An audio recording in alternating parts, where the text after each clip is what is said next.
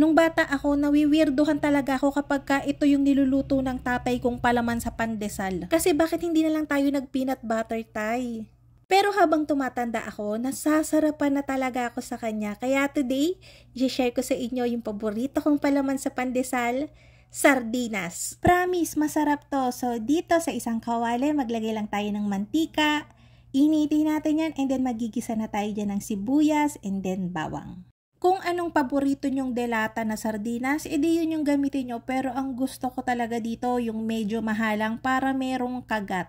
Pag ito nga yung kinain nyo sa almusal, kahit hindi na kayo magsinangag o magkanin, solve na, may ulam na, may tinapay pa. Before, kasali din to sa menu ko na pinapa-order ko sa mga stuffed sandwich, pero gumagawa na ako ng sarili kong sardinas. Nilalagyan ko pa yun ng tausi, pero yung hugas na hugas para hindi maalat. So pagkalagay ko nga ng sardinas dyan, dinurog ko talaga yung mga isda para mas masarap kasi yung ganun. Tapos papabayaan natin yung kumulo ng kumulo, every now and then haluin hanggang ma-reduce yung sauce. Kailangan natin na ma-reduce yung sauce para hindi siya masabaw ipalaman sa mga pandesal.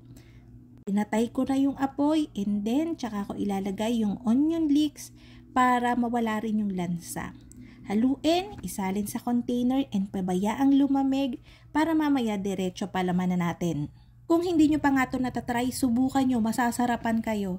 So para naman dun sa ating dough ng pandesal na babagay dito sa ating sardinas, meron ako ditong 280 ml ng water, room temperature lang, 1/3 cup ng sugar, 2 teaspoon ng yeast, etong Fermifan 2-in-1 yeast talaga yung ginagamit ko.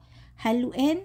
Add tayo ng 500 grams ng bread flour, 1 teaspoon o 6 grams ng salt, and then imimiksa natin yan gamit ang mixer.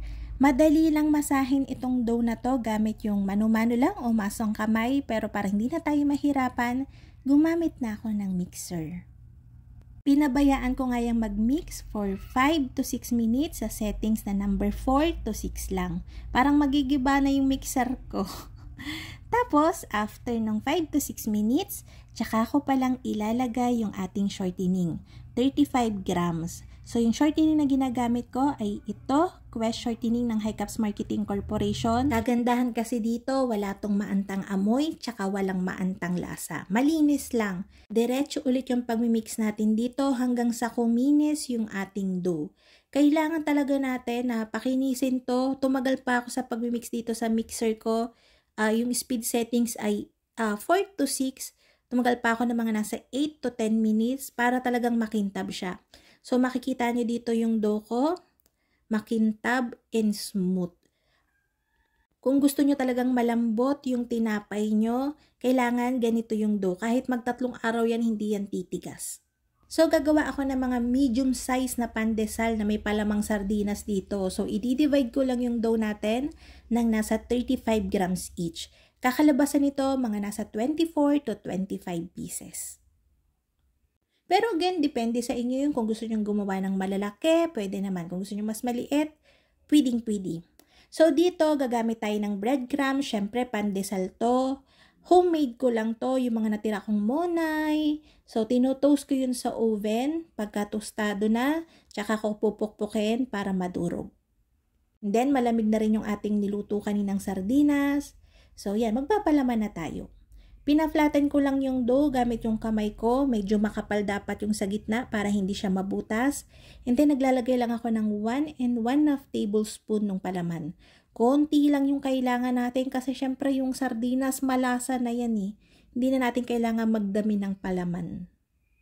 Pero itong dami ng palaman na nilagay natin, madami pa din to. So kung gusto nyo magbawas, pwedeng-pwede. Isa pang tip, kapag ka nagpapalaman kayo, yung pagsisilan nyo, siguraduhin yung wag malalapatan ng palaman o wag mababasa ng palaman para mas madali kayong mag-seal kasi bubuka yan eh.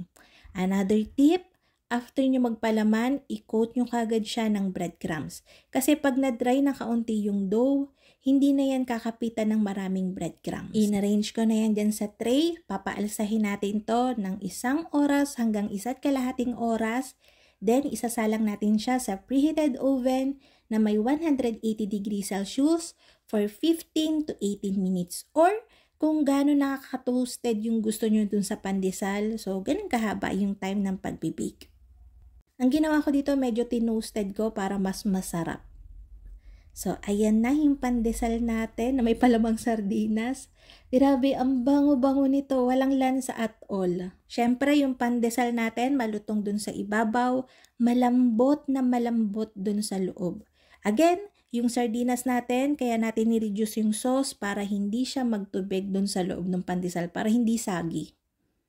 Kaya ayon na nga mga kalutong tinapay, sana'y nagustuhan niyo ang ating video for today. Magkita-kita tayong muli. Ito pong muli ang lutong tinapay. Bye-bye!